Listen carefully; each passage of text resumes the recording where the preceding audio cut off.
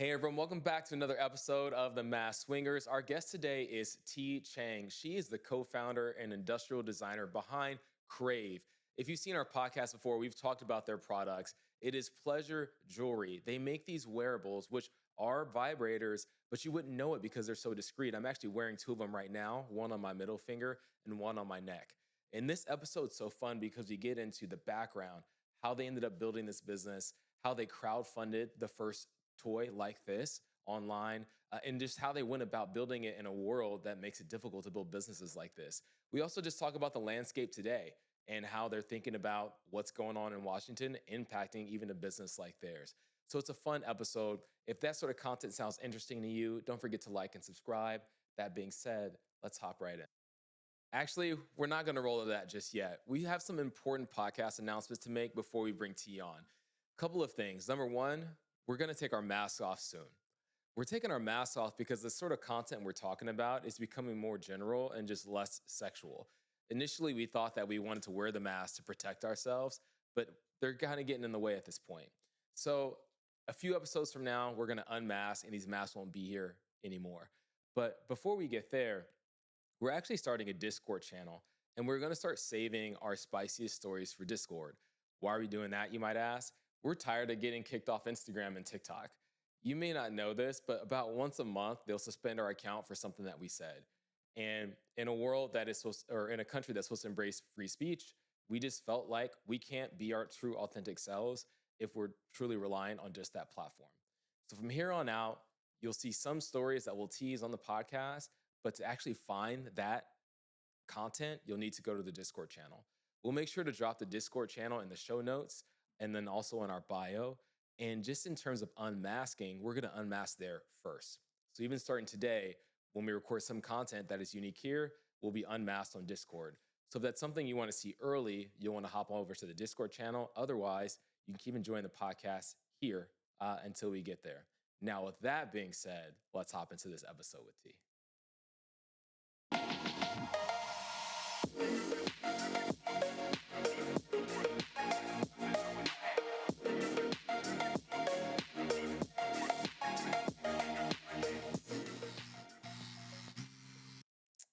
Hello, Layla. Hi, Brian. And hello, T. Hi, Brian. Hi, I'm- Layla. Hi. I'm excited you're here. We've been trying to get you on the show for months now.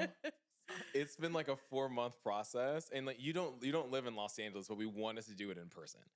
And I think that's been the biggest issue. So thank you for driving all this way. Oh, thank you for having me.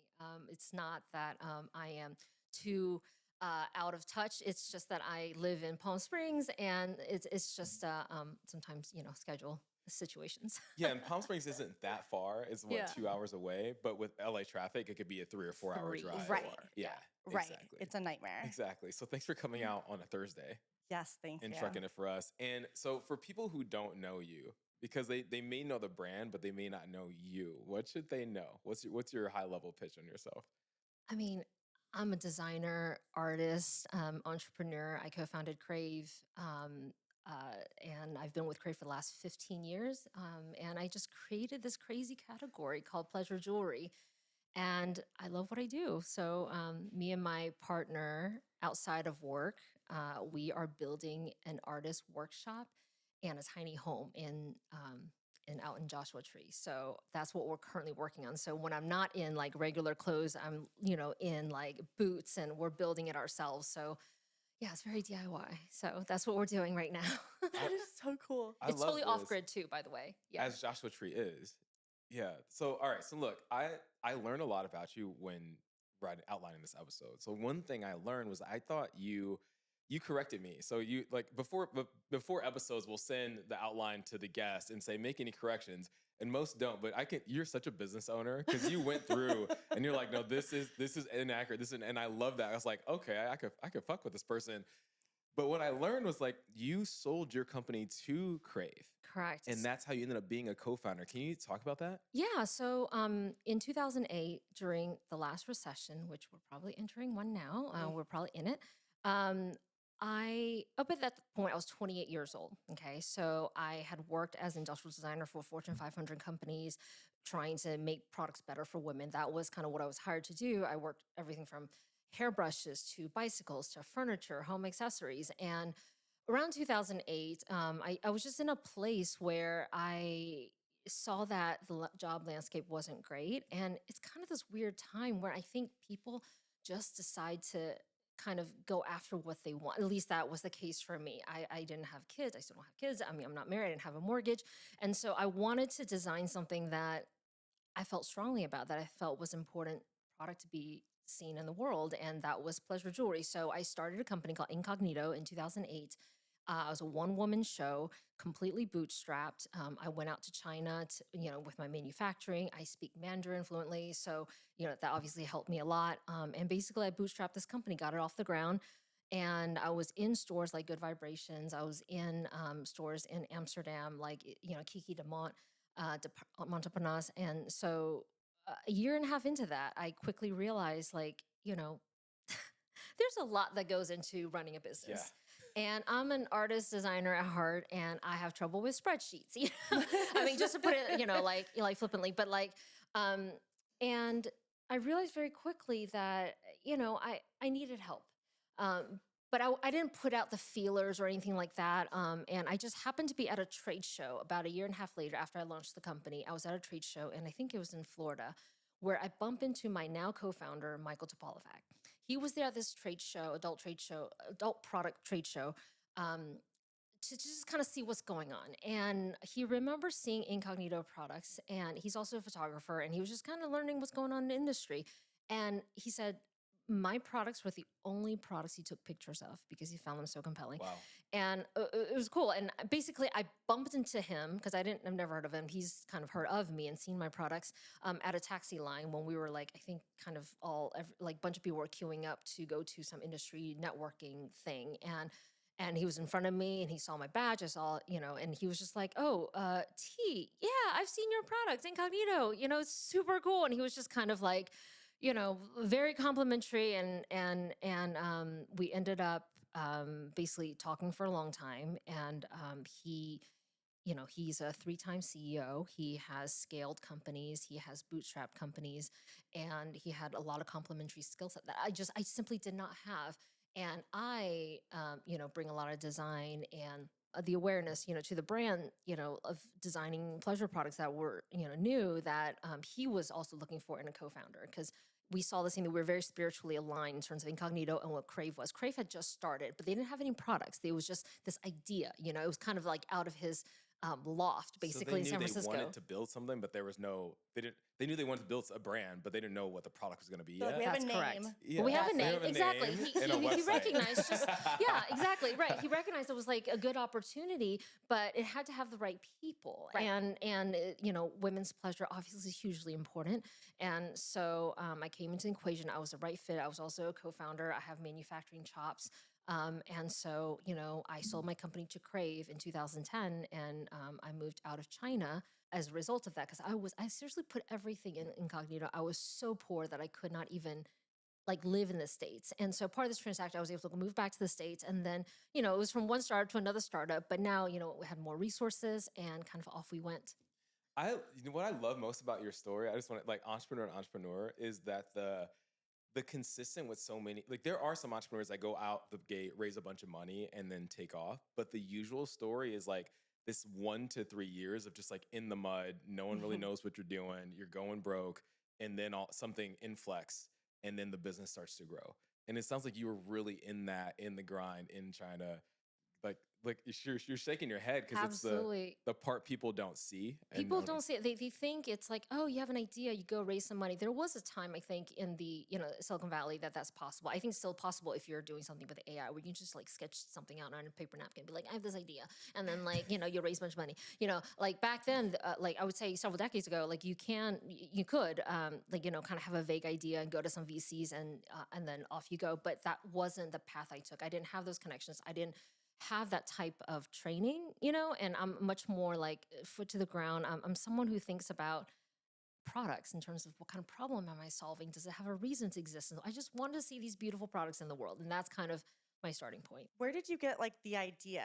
Like where were you when you were like, oh, a vibrating necklace? You know what I mean? Like how did that even, because you're an artist, but like how did that happen? Yeah. So like when I started in 2008, I just knew that I wanted to have more beautiful products like in my life. And I couldn't find those things in my local adult store, local like lingerie boutiques. I mean, it was just not there. Everything was, back in 2008. I mean, and largely it's a little bit better now, but it's kind of like anatomical parts of various mammals and or brightly colored jellies and things that like I think we've just kind of put up with because there was no other alternative. And for me, I was like, no, there are ways, and so I thought about what made me feel beautiful. And it's wild, but like jewelry is something that we all, when we put it on, we feel empowered. We have this extra bounce in our step. We feel, a little more empowered, emboldened, and I was like, what if there are pleasure products that provide a sexual function, but as elegant, as beautiful as jewelry? And so when I started my company Incognito, I had a collection of like 5 products. Some were nipple vibrators, some were nipple tassels, handcuffs. The handcuffs actually came from Incognito. This is obviously this is the icon cuffs, but back in the day. So there are these archival products now. By the way, we're going to have an archive sale. You heard it here first. You heard it here. So there are these like objects that were wearables that were jewelry, but it had this other function that you can choose to share if you wish. So that's kind of where that came from. And then when the Vesper came with, after I joined Crave as co-founder, we're always looking at the technology space. What can we use? What makes sense? What can help provide a meaningful experience? Yeah, motors at the time just got small enough, the chips and things like that, and also affordable enough. And that's actually a continuous thread because the ring that you're wearing took us 10 years to make because we had to wait until technology got small enough and because the scale of the tech that's in there is on par with AirPods, and that's not readily available to a bunch of people. And so yeah. Wow. So for like, all right. So Apple going as small as AirPods helped you go here.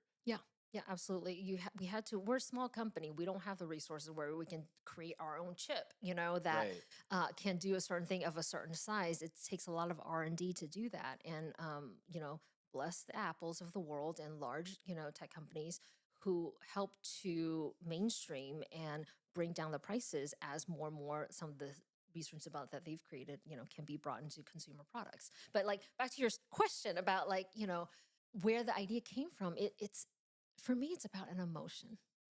I lead with emotion when I design. And that feeling of beauty when you put on jewelry is something I led with. Now, that's kind of what makes our products very different from just any sex jewelry you see out there that's on Etsy or whatever. Because with pleasure jewelry, there is design rigor that goes into how we make things, how we consider the material, why we decide, to use certain form factors and things like that. And all of that is user tested. I mean, this is something that I think a lot of people don't know about because when people look at jewelry pieces, they're like, oh, it's like novelty, it's small. Okay, a really good story I would share that supports this assumption is Rolex, actually. So when Rolex started way back when, at that point in time, the standard measure of time was a pocket watch, like a pocket watch for men. Right. It was substantial. It hooked onto your breast, like a buttonhole, and your breast jacket and your buttonhole, and so that like you pull out, there's like this substantial like mask, and like this is how you tell time. And wristwatches were made for women. And I didn't know that. Yeah, So then in like the the train conductor watch was like what all men had, right? correct. Like, It was before that. just the standard, most accurate, acceptable way of telling time. And even though wristwatches started popping up because women, hey, we want to tell time too, Right. but we didn't want to have this cumbersome thing. Anyway, so wristwatches started happening, okay? And the founder of Rolex was like, yes, that's where the future of time telling is going. But people all viewed wristwatches as like lesser than, as like, because it's so small, it's just like, oh, can't possibly be as accurate. And he's like, no, no, I think the future is in wristwatches. So he made the damnedest, most accurate time-telling machine like he could make fit on a wrist. And that's actually how Rolex started. So I say that in saying that sometimes when we look at an object that's small and petite, I mean, there are some things that are kind of junkish out there, but like the way we approach the technology and how we create the fit and finish of all of our products is it has a lot of craftsmanship and a lot of design, a lot of thought that goes into it. And people don't usually think that because they're like, oh, it's just a small little like novelty thing. But no, pleasure jewelry, there's a whole design rigor and process that go into creating what we make. And you can tell. I wonder, because like, look, because you're wearing 2 of your products on your neck right now. And I was like, I'm sitting here and I'm like, if you went through TSA, are you wearing 3 products? There's one on your wrist, right? Yes, actually. Okay. Yeah. All right. If you went through TSA right now, I would have no idea you were wearing pleasure products on your body. No, I wear mine all the time. I wear mine I'll wear it at like pickup to get my kids because I just have been wearing it all day and no one has ever said anything. That's awesome. Every now and then I'll see people look and be like, and I'm like, girl, you have one. Yeah, you know it. Yes. And that's one of the magical things that inadvertently, like jewelry is something you wear out. And when you wear out, and as you know, this space is stigmatized because shame keeps things in darkness and it keeps us silent. And the thing about pleasure jewelry is that people wear it out and you can start conversations. And it's a signal and it's just the perfect little vehicle, like to kind of create conversations if you want. Mm-hmm. So that's something I want to talk about. And you want to, because you're curious about the signal that we feel when we see it on other people. Yeah. And so when you see someone and they're wearing a Crave product, what do you think about them, Layla? Like they're willing to explore. I think that they're open-minded, stylish. I think that, so if a man is wearing it, because Brian wears it to parties, and if a man is wearing one of these, I think it's so hot and so sexy because they're thinking about my pleasure, right? And that makes me so happy. That is so amazing. Yeah, because like I see primarily women wear it, but every now and then, I mean, the guy doesn't even have to be that hot, but if I see a guy wearing it, I'm like, you're a male ally. Thank you so much. Use it on me, you know? That's actually something new that I've heard. I mean, yes, I designed this for women and for people who want to share with their partners, but like this is also new to me too. In the last couple of years, we're seeing more and more men tag us on social and showing off their own like Vesper style and like how they, you know, they're proud to rock this. And we've also heard from men who say they've gotten some really interesting reactions at bars. Yeah. Yeah. Yes. Seriously, I would wear it out. The only thing I would do with it for a male, this isn't even feedback, but for a male, I like a thicker necklace. Oh, so like if I could put a thicker chain on it, kind of like, not to drop another brand that we're not associated with at all, like a David Yurman-ish thickness on their like. Okay, this is probably okay. So I brought you both a gift. Okay. Okay, I brought you both a gift, and just because you said you wanted like a thicker chain. All right. All right, we're gonna. Oh my God. Okay. So, by the time and hopefully people, we haven't seen this at all. We have no idea what's in this black bag. So, we have heard that from other people, and so we're gonna deliver. So this is a gift. You have the silver, so here's the silver one for you, and here's the black one for you. Oh, we're switched. Okay. She's wearing mine right now. Oh, okay, gotcha. Okay. All right. I just moved, so all my stuff's packed up. Oh my gosh. Yep. It is a Cuban chain. It is a thicker chain. Oh yes. my gosh, yeah. It is a thicker chain. That couldn't have worked out better. Like that was live feedback. That's not in the show notes, people. Yeah, we did not do that on purpose. No, I love that. We're gonna start sharing this show notes on Discord, by the way, so you can see it and believe that this stuff comes up. But I wanted a thicker one. Look, there's nothing amazing for me at parties. There's nothing worse than like you're hanging out with someone and they're like, "Oh man, my vibrator's in my bag outside," and it just kills it. Yeah. It kills it, and now I the know moment's gone. you wanted to do something and now you can't do it. So if I can have something with me, why not? Right. So yeah, this is We're a so new excited. style of chain that probably by the time this episode, releases, it'll be available. So we have very few of these. It's a limited. So we like to test things, see what people like. And so it's stainless, 316 surgical stainless steel, PVD plating, nickel-free plating, and it has adjustability. So some people, because they want to start wearing their Vesper a little higher, or like they like lower. So I tied this in a knot because I wanted it higher. Then you are. This is So this is perfectly perfect. Because made that for is you. one. That is one thing I will say is like I want it with me, but I don't want it to be in the way. Yeah. So a shorter, and I want to take it off, and then I don't want to lose it. Right. Like Right. I remember Heard. you left mine at a party once, and I was so mad at you, and I had to go back 3 days later to the venue to try to like, did someone leave an item behind? I didn't know how to describe it because it doesn't look like a vibrator, right? So then I was like, it's a necklace, but it's kind of like a double. And like, I got it back. I was so pissed off at you. I know. Which we got new ones and we got them engraved Okay. with our names on them. Okay. So when I leave them everywhere, because I do that, it'll like have my name and like phone number on it. So, all right, but back to your question. So if I see someone in the wild that has one on, I think, hey, they might be down. Like they might be in this, they might be in the space or open. And so I actually think I have a shot. All right. And then if I'm at an event, like let's say we're at a play party or a bar and I see someone with it, I actually equate them having the product to their experience level in the space. Interesting. So I start to think, and this is new to you, but like you won't wear this unless you've been to a few events. No one really comes in fresh. It's always the experienced people that have been in for a few years. So that wear it. That's my experience of it. If you know, you know. If you know, it's like an if you know, you know Fascinating. thing. You know what it is Fascinating. because it's so sleek. The brand's not all over it. So you'd have to ask someone and then go find the site, right? So that's what I tend to think about it. Love that. I love hearing that because I mean, I see in the wild and I'm just like, I mean, you know, I have a very different I'm just like, oh my God, you know, because it feels great to have someone wearing something that, you know, you and your team like create and design. But I don't really, you know, it has so many different meanings for different people. You know, like you feel like, hey, they have the same kind of experience. And then for me, like, I also think like, oh, then they're cool. They're cool. Like this one lady told me, like this is a story I'll never forget. She is dating and she uses the online apps and she says that she always wears her Vesper on the first date because this is her, apparently it's her litmus test. She wants to know if the person is cool with a vibrator. She doesn't want to go in like 3-4 dates and then be like, oh my God, he's going to freak out about this. You know, like she's like, no, I need I need to know you're cool now. And then if that's cool, then Do you think proceed. guys are still freaking out about vibrators?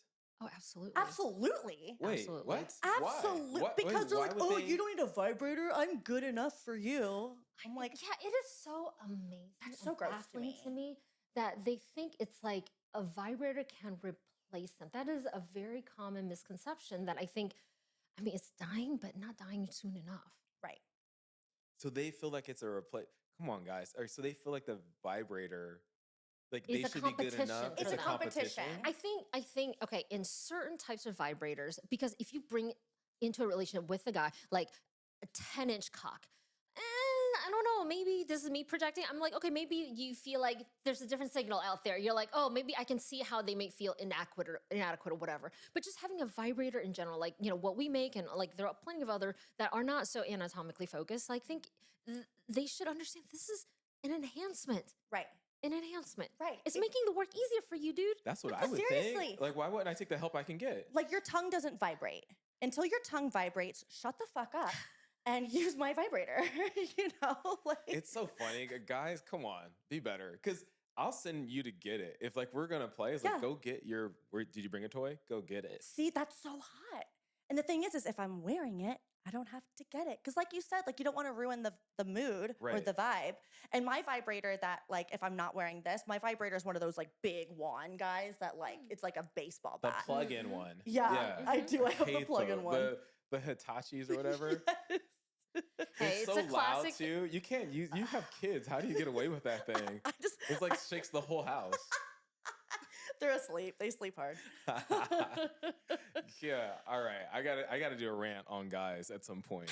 We're gonna Yes. do. Please do help the cause. We're starting to do please. these sections called just like where we just get to rant on stuff. Uh-huh. And we're gonna. Today's the first day we're gonna do it. So you're gonna hear us rant on some random things. I'm so excited. Okay, so one thing something I did want to talk about.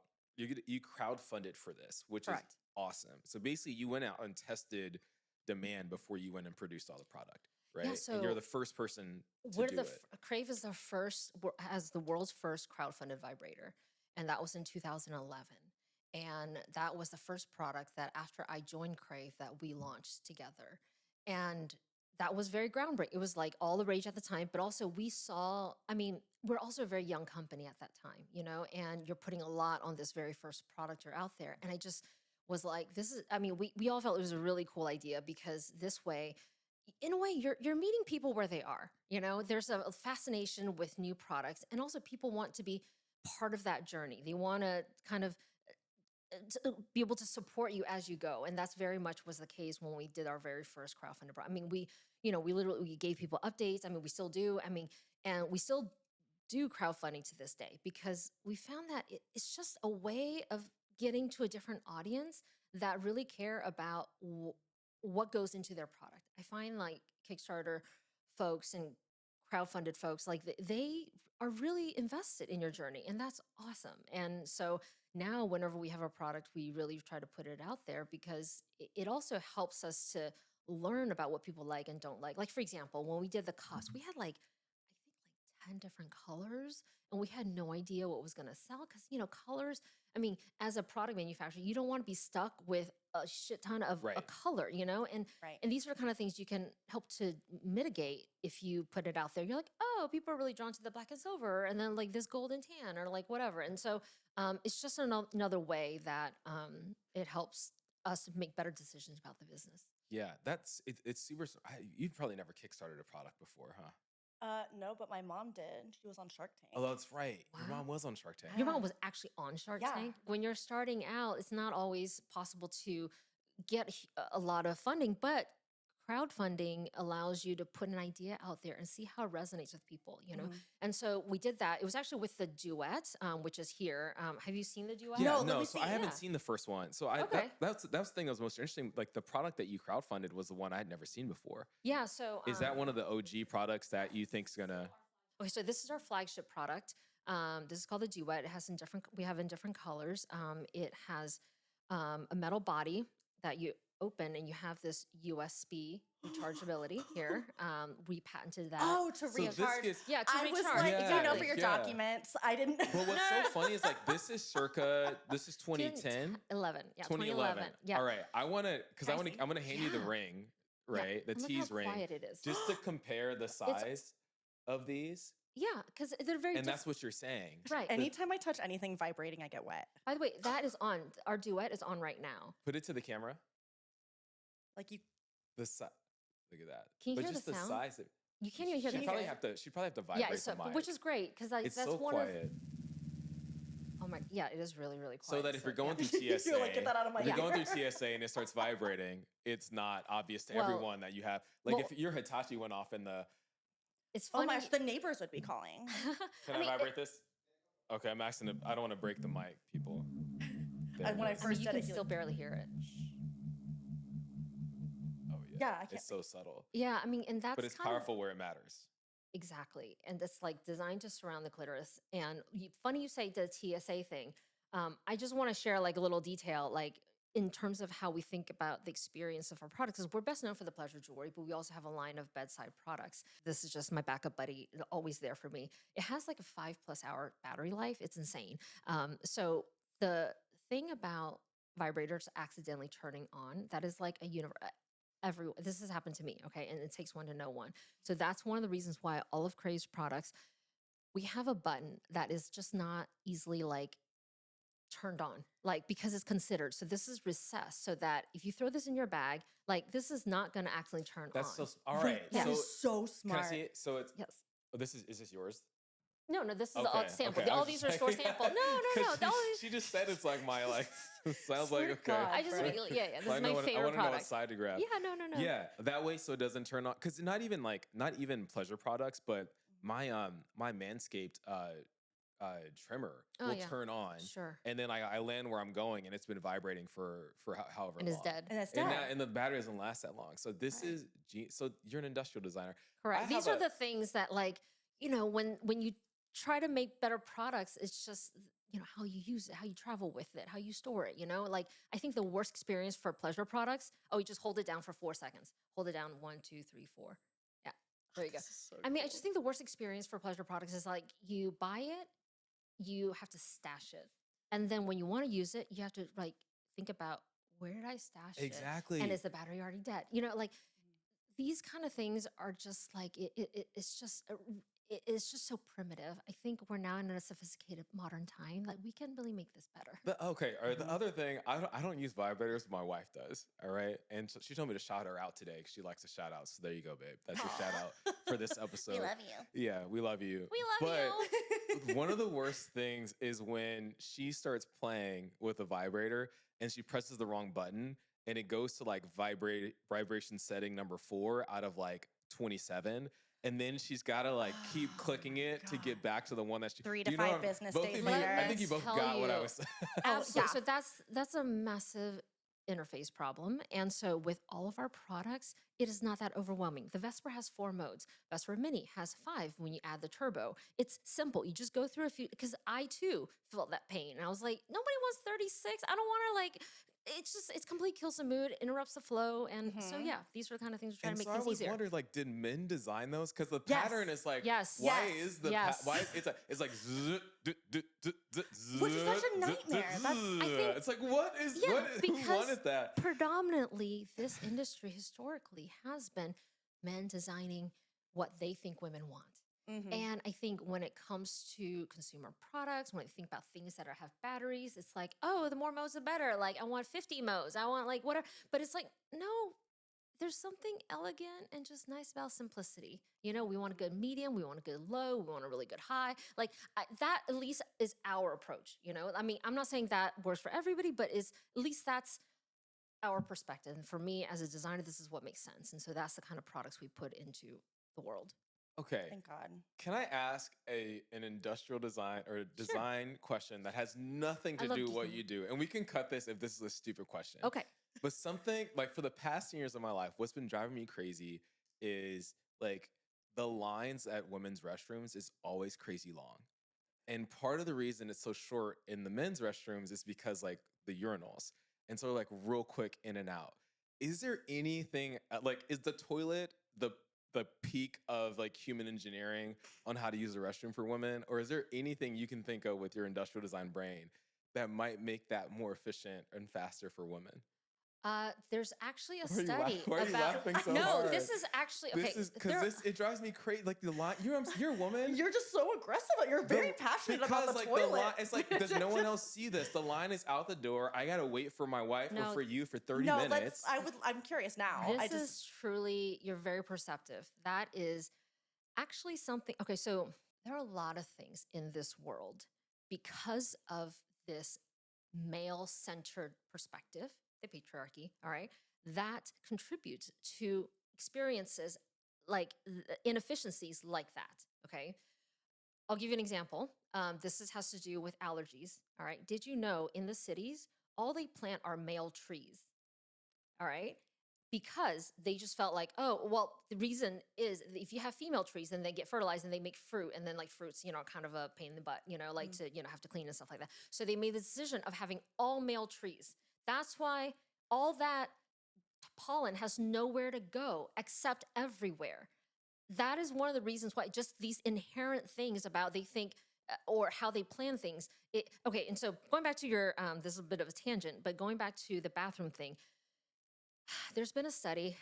It's an architectural, like it's basically a bias in that they made the women's restroom basically the same square area as men's.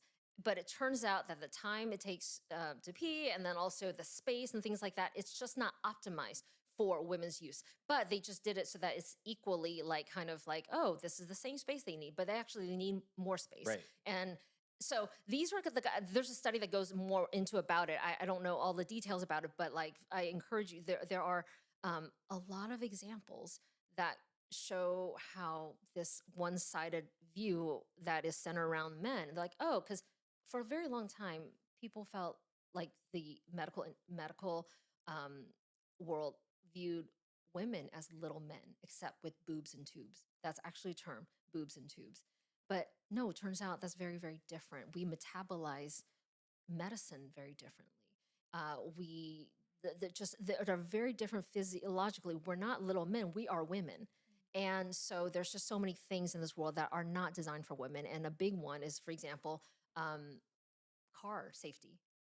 To this day, the US standard uses a male crash test dummy or a medium size male dummy as the standard for car safety. And that is the reason why women are more likely to die from severe car accidents. And we don't even have seatbelts You're for dropping- women. hold on, So I'm you're- saying this goes very deep, You're okay? dropping Oh too my much at the same gosh. time. All right, one, Annie, I- we're gonna bring a tree person on because I didn't know there were male and female trees. All right, so we like we're gonna come back to that and bring a tree person on. But I didn't know, but they use baby crash test dummies like for the babies, the car seats, Babies, right? right, But but then everything else is the same size dummy. pretty much. Pretty much. I think in Europe, they just started using female crash test dummies. Like when we have different ergonomics, like our torsos are different length, like to this day, I mean, just as an example, we do not have seatbelts that fit pregnant women Oh, that's to this day. I remember right? that. It just, Wait. Okay, so look, treat me like the average ignorant man on this. Like you're saying it like where it goes over, it shouldn't be over the belly at that point because it would No. impact It would- the child or what? seatbelts also, we don't have seatbelts that are designed. So if someone is pregnant, they cannot get a seatbelt, depending on also their size, of course. It's not designed for pregnant women. They didn't test, for fuck's sake, they haven't even tested with a female crash test dummy. Yeah. Okay, so yeah. much less a Yeah. pregnant woman. Yes. And these are the things that go into how we create our world when there are only men at the decision-making table. Like for me, I'm actually a rarity in the profession of industrial design. There are not that many female industrial designers. In the US, it's like 20% to 25%. Okay, if you're lucky.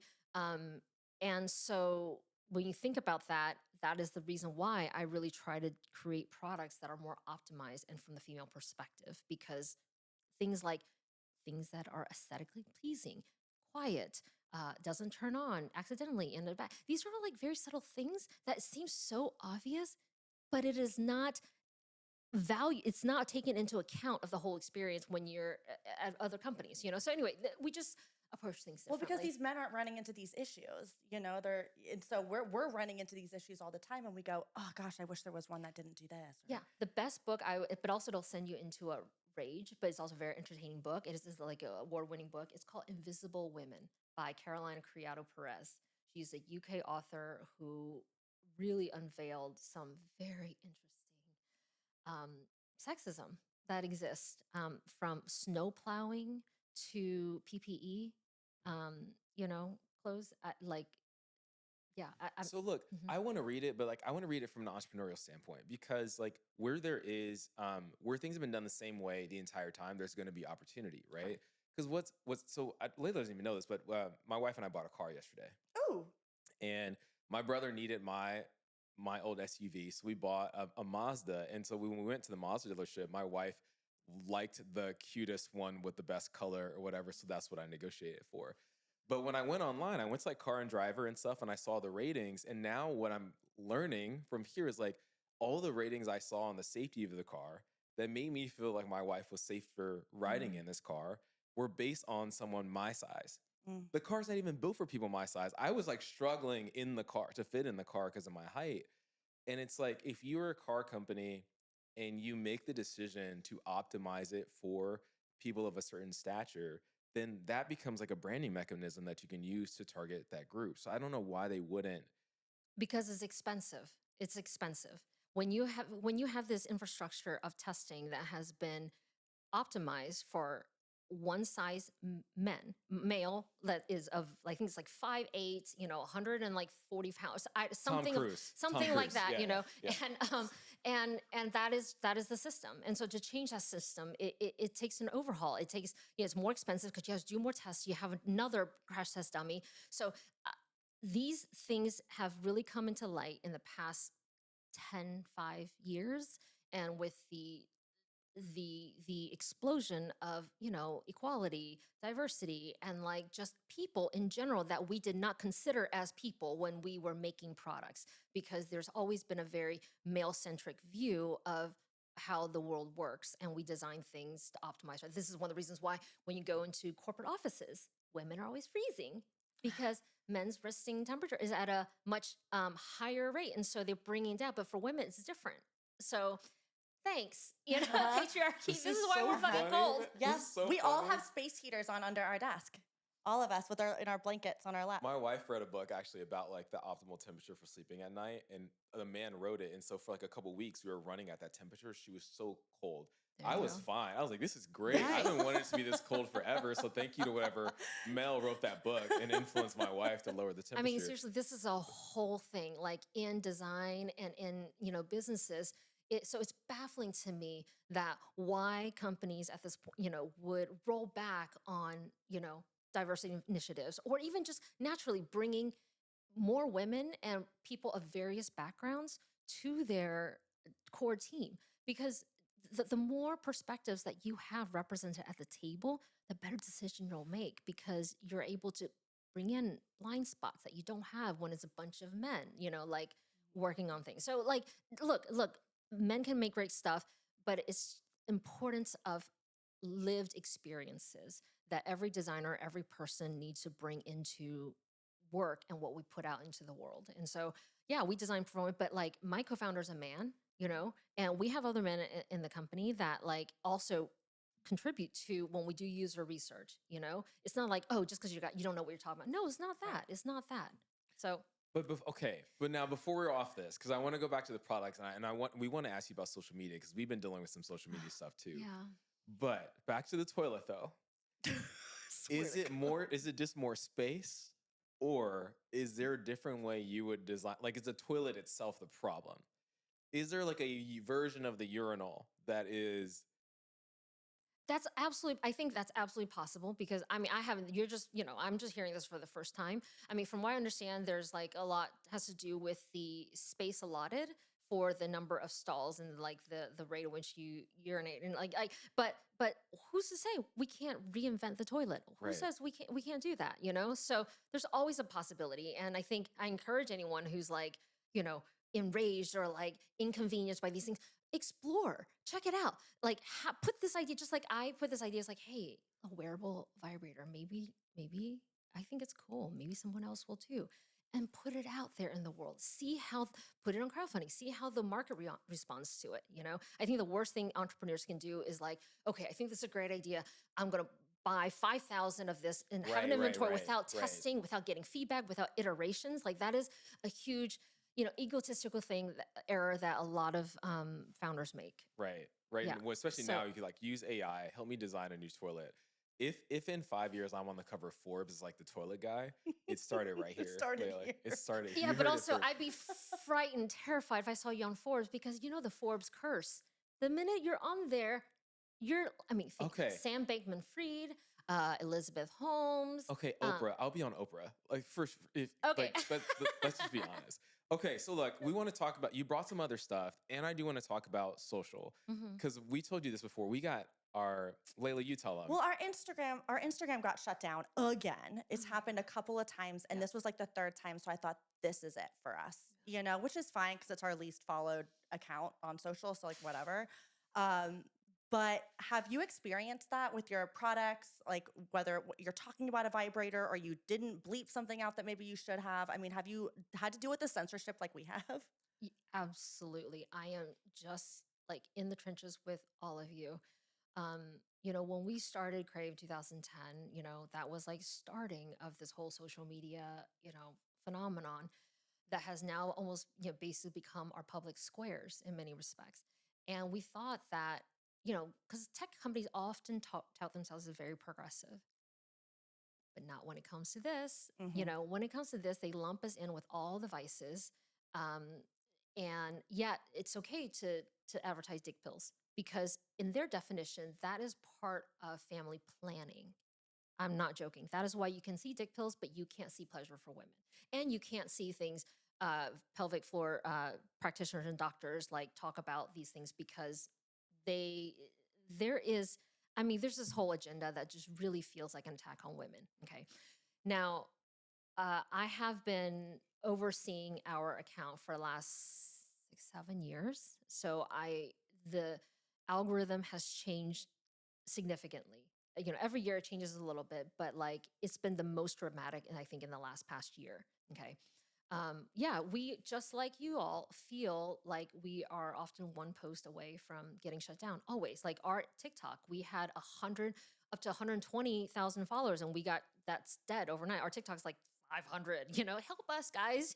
Please Yeah. support us. Yeah. So the best way that I've found to navigate this, yeah, like in a way, you want to listen to what some of these like TikTok, Instagram experts are talking about. Because for us, our main platform is Instagram. We're building up our TikTok. Listen to what some of these have to say about the newest updates and things like that. We participate in things that make sense for our brand, like be aware of banned hashtags. Like these are the things that come and go. And I mean, the thing that's really crazy is like hashtag sex positivity, that's banned. But then hashtag AK-47 is not. It is infuriating, I know. And sex education is also banned. And to the point where like people on social, like you and I, whether it's companies, individuals, educators, they have to use made up words like SEGGS, like things like that. Right, It's just right. nonsensical, but that's the current regime that we are in social media. And so I think it's just important to be aware of that. Don't use the word vibrator. I know, it sucks, and be careful what you're tagging. Check to make sure before you use hashtags, like, is it actually banned? You can, here's a tip. You can go to the search, use hashtag and like type in a word. If nothing comes up after that, and it's like a free sex education, Right. like, that's banned. Okay. Then don't use that because, okay. So it's like things like that. And it's, you just have to be very thoughtful about how you post. And it's frustrating, and you deal with this a lot. We both deal with it, but it's like, not to get into politics too much. I love talking politics. Layla, not so much. So then we don't do it. But we'll just say this part: like when the last election was. By the way, like even political stuff is hard to post, right? But they were like, "Yo, this is about free speech," and we're aligning with them because free speech. But they're not talking about your free speech. They're talking about like their free speech to talk about, like you just said, erectile dysfunction pills, AK-47s. They don't want you talking about like female pleasure, and then it'll throttle it. And so that is definitely something that we all. But however, you've built a phenomenal brand in spite of all of that going on. Mhm. And so, was it like an ambassador thing for you? How'd you go about it? Such that was it just word of mouth? Thank you. I mean, I think with our social, it's a labor of love. I mean, I think because what we do, pleasure jewelry, it touches on self-expression. And because we believe like if you are in touch with yourself and you share what you want and you express what you desire, that translates in all other aspects of your life. And when we think about self-expression, who's the like perfect example of self-expression? Artists, creatives. And so we've built up a very like strong following, like by celebrating people and celebrating artists, people who dare to be themselves, people dare to make something that they think is weird or whatever. And I think we're able to tap into this artistic conversation because of who we are as a brand. We've put something very original out there, and it's how we operate as a brand.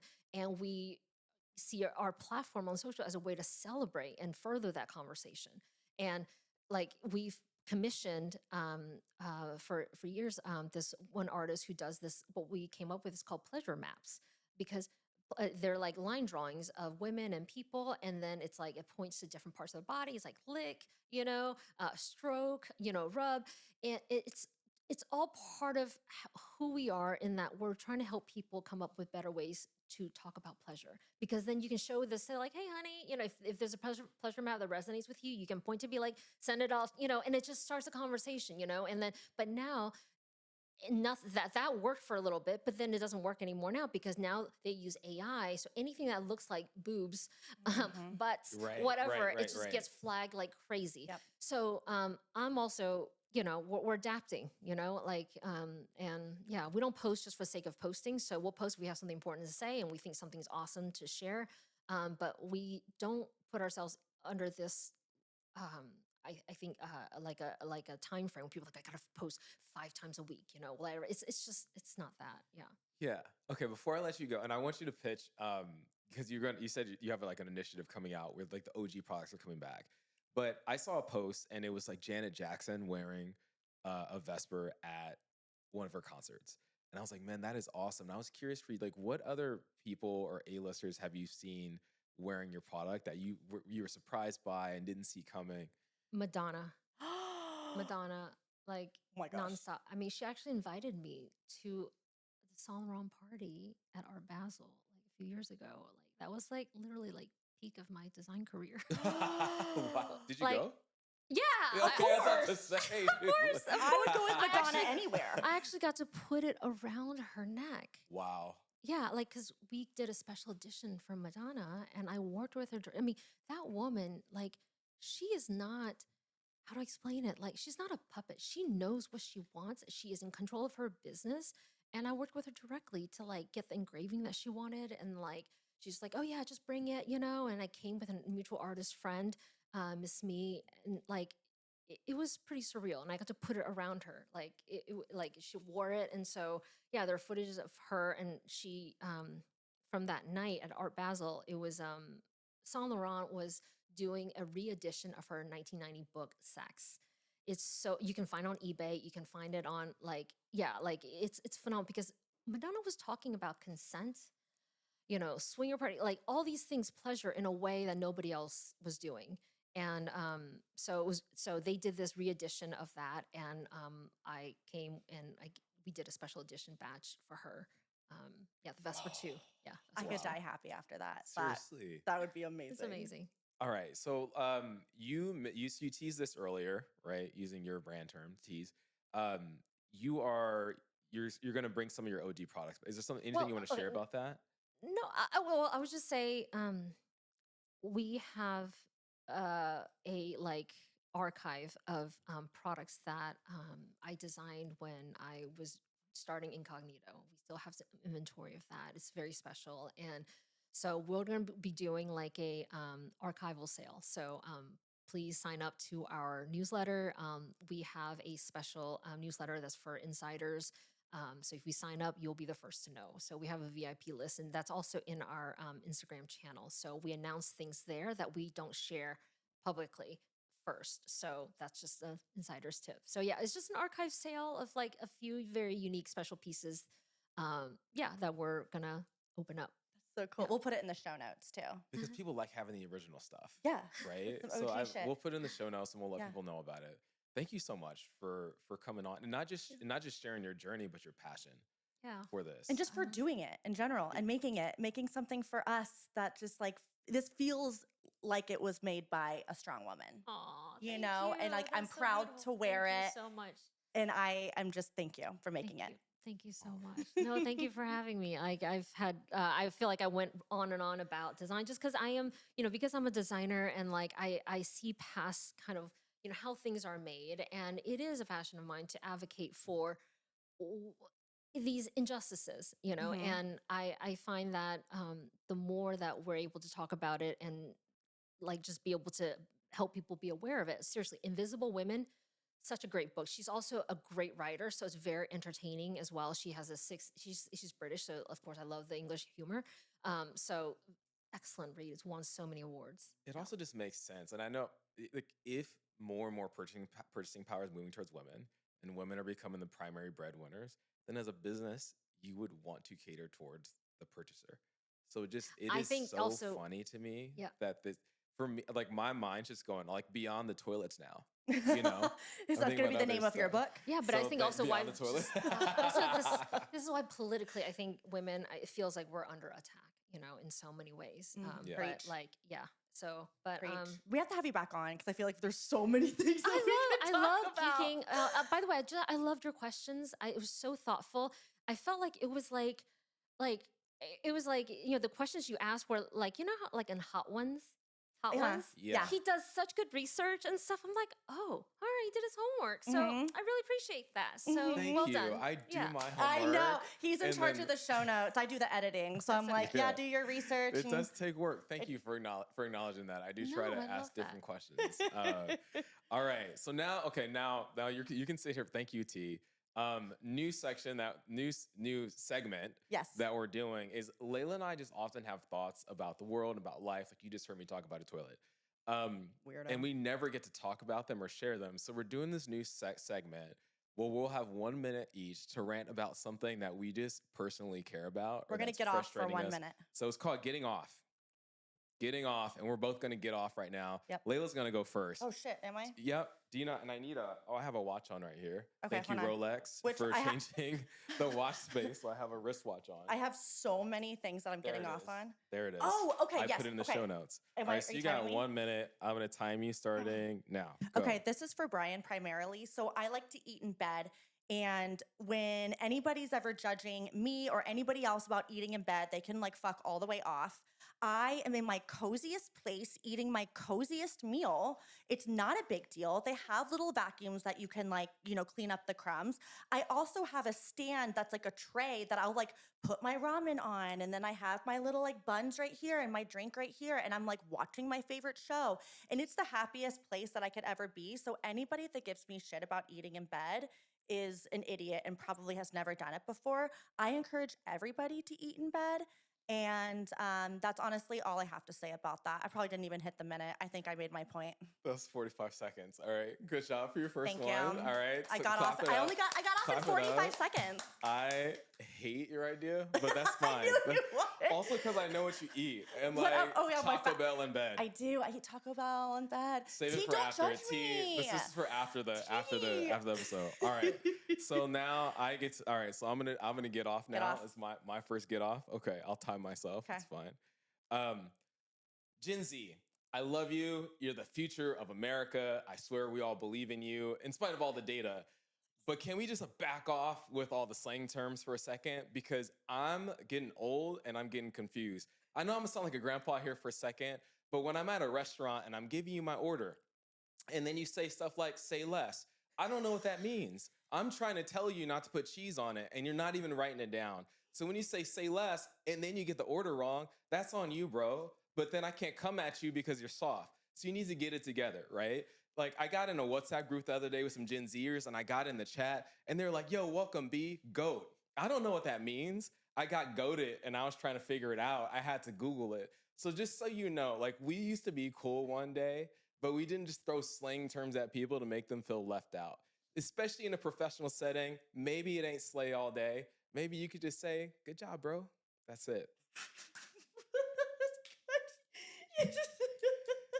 You got goated. That's it. I got goated. You got fucking goated. Emojis, I goat love that. emojis everywhere. And I was like, That's what fair. The is goat happening? is greatest of all time, right? It is. So I got it, but I was like, okay, slay. Slay. Slay. We learned slay. Love that. Am I supposed to go too? No, no. If you you- don't if you have want to, to. but you could. No, if you- wanna get off I'm with good. us? No. It's All okay. right. I'm good. All right, T, thank you for coming on today. Thank this you so was much. awesome.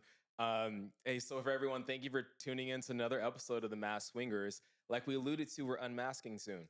So if you want bonus content on things like that, you want to make sure to check out the Discord. Don't forget to like and subscribe. And until the next time we see you, try something or try someone new.